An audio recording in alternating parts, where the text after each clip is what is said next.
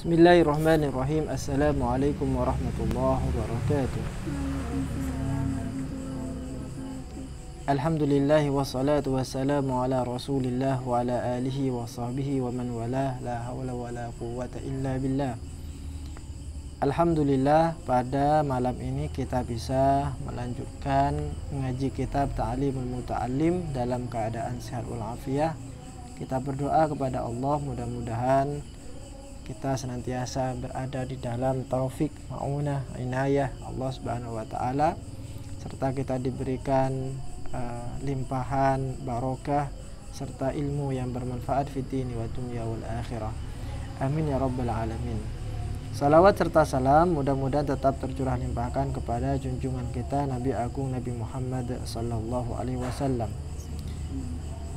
Kita akan lanjutkan ngaji kitab Ta'limul Muta'allim, yaitu tentang pembahasan 3 orang yang dibenci oleh Allah Subhanahu wa taala, yaitu yang ada di halaman 69. Kita baca. Bismillahirrahmanirrahim. Qala al-musannif rahimahullah wa nafa'ana bihi wa bi'ulumihi fid dharain amin. Wa 'anin nabiyyi, lan cerita akan saking Kanjeng Nabi alaihi salatu wassalamu, alaihi salatu wassalam, opo annahu satuhune Kanjeng Nabi iku qala ngendika sapa Kanjeng Nabi, salasatu nafarin utawi telung golongan atau wong.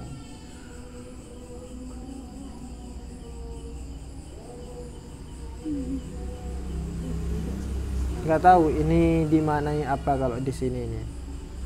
Saya nggak tahu Jawa soalnya.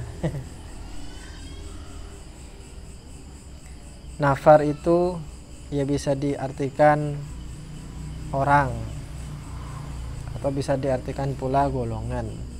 Ada 3 orang. Yubghidu kang sengit hum ing nafar golongan tersebut sapa Allahu taala, Allah taala, min ghairi jurmin saking tanpa dosa, al-akulu iku wong akeh mangane, wal bakhilu lan wong kang medhit, wal mutakabbiru lan iku wong kang gumedhe.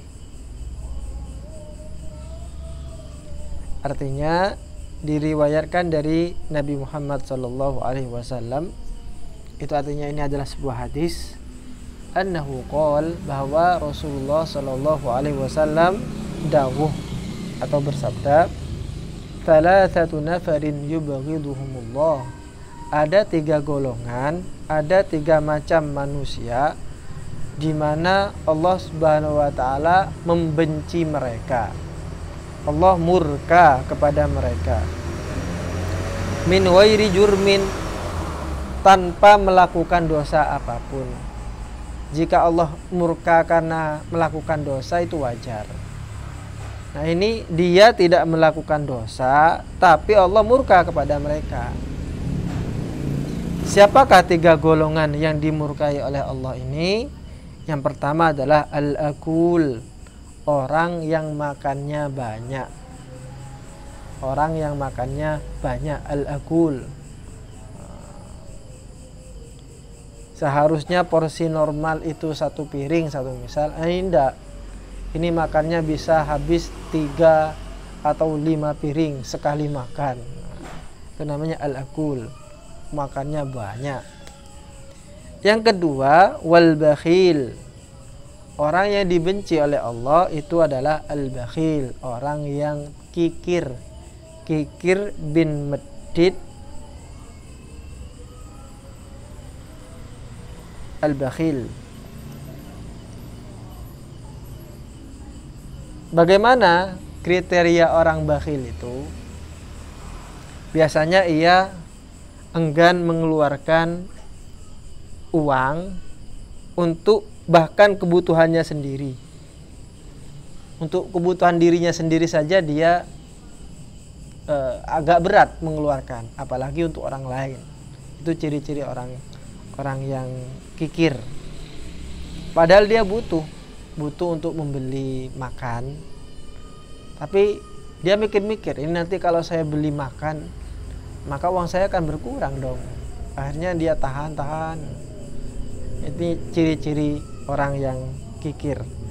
Apalagi kemudian kepada orang lain butuh bantuannya, tapi ia enggan untuk menolongnya. Dan yang terakhir yaitu al-mutakabbir, orang yang sombong. Ada dua ciri orang yang sombong itu. Yang pertama, al-kibru batarul haqqi wa ghamtun nas. Yang pertama adalah batarul haqq. Ia akan menyalahi kebenaran. Jadi sudah diberitahukan, ini loh yang benar, jalan ini loh yang benar, tapi ia akan menolak. Kenapa? Karena dia anggap bahwa yang ia percaya, pemikiran yang ia yakini ini lebih benar daripada pendapat dari orang lain. Jadi dianggapnya orang lain itu tidak ada apa-apanya. Mbak Aziza dikasih tahu sama Mbak Aziza, ini tidak benar ini. Tapi Mbak Aziza contohnya, Mbak Aziza menganggap enggak, ini benar kok. Tak, kamu tahu apa, kamu kan anak baru kemarin, kayak gitu. Sombong namanya. Yang kedua, ciri orang yang sombong, wa ghamtun nas, dan meremehkan orang lain. Jadi orang lain dianggapnya kecil gitu kan. Sehingga ia tidak akan menerima nasihat dari orang lain. Maka tiga golongan inilah yang dibenci oleh Allah meskipun ia tidak melakukan dosa. Pertama adalah orang yang banyak makannya, yang kedua adalah orang kikir, bakhil, dan yang ketiga yaitu orang sombong. Kita lanjutkan, wa ta'ammulu fi madar, wa ta'ammulu lan angan-angan fi madari kathratil akli, ing dalam bahayane akeh mangan, wahia utawi madar iku al-amradu loro, wa kalalatu tab'i lan ketole watak.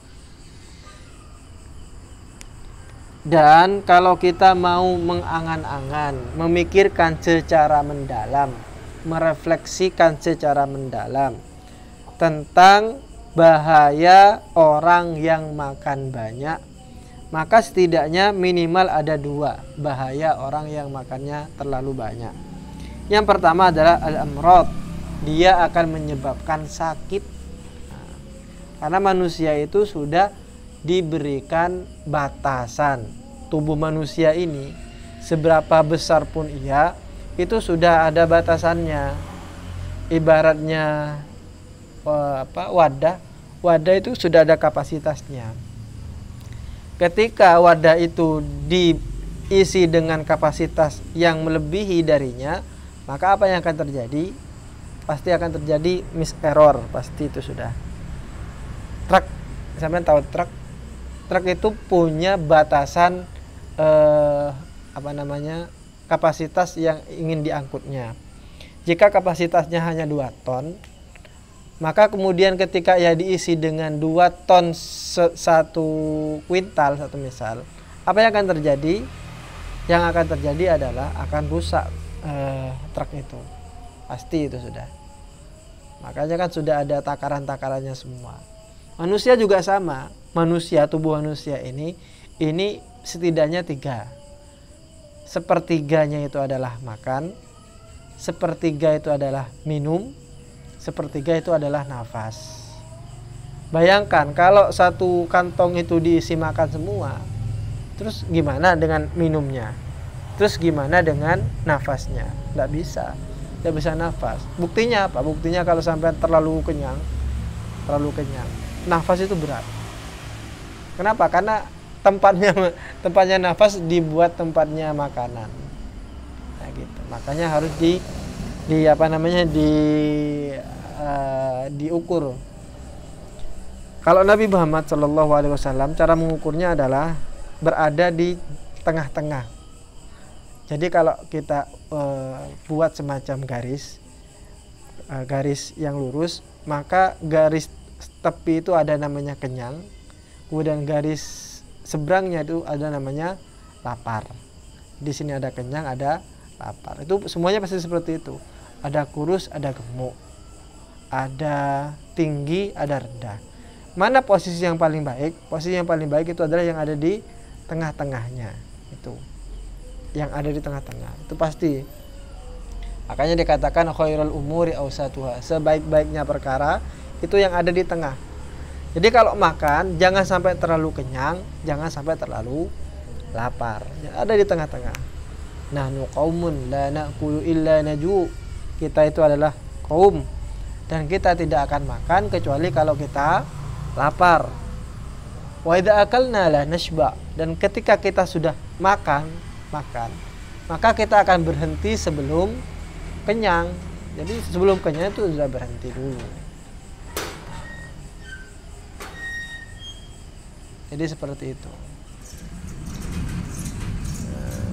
Jadi takaran manusia itu seperti yang didawuhkan oleh Rasulullah SAW, itu adalah makan sebelum lapar, berhenti sebelum kenyang.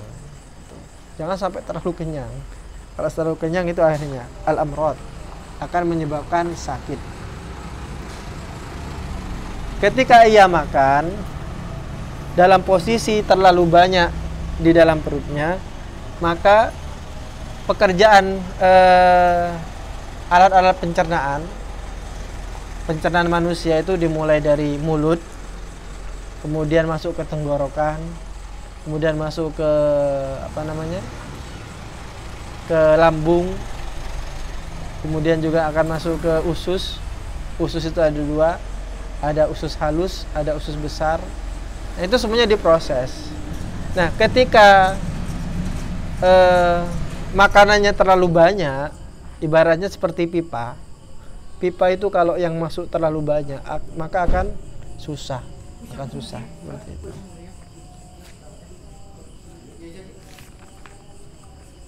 Maka penting kiranya untuk mengukur dan menakar makanan yang kita makan. Untuk sementara ini saja keterangan yang akan kita bahas pada malam ini. Untuk selanjutnya kita akan pendalaman secara mendalam materi yang kita bahas. Mudah-mudahan bermanfaat. Wa akhiran wallahul muwaffiq ila aqwamit thoriq. Wassalamualaikum warahmatullahi wabarakatuh. Waalaikumsalam warahmatullahi wabarakatuh. Bentar ya. Ada yang nangis.